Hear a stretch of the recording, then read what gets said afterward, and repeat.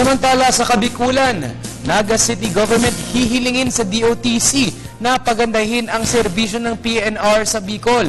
Iyan ang mga balitang hatid ni Grace Refamasimando ng Radyo ng Bayan, Naga. Magandang hapon sa iyo, Grace.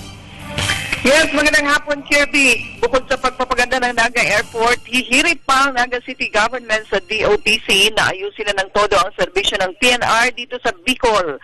Ipinahayag ngayong umaga ni Mayor John Bongat na ihihirit din nila kay DOTC Secretary June Abaya na ayusin at pagandahin ng todo ang mga biyahe ng tren pa Bicol.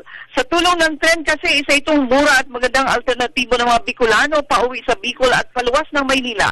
Dekada 60 pa ay tren talaga ang transportasyon ng Bicol tungong Maynila.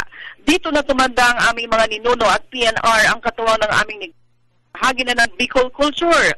Dito nga isinilang ang palasak na bansag na Bicol Express at Mayon Limited.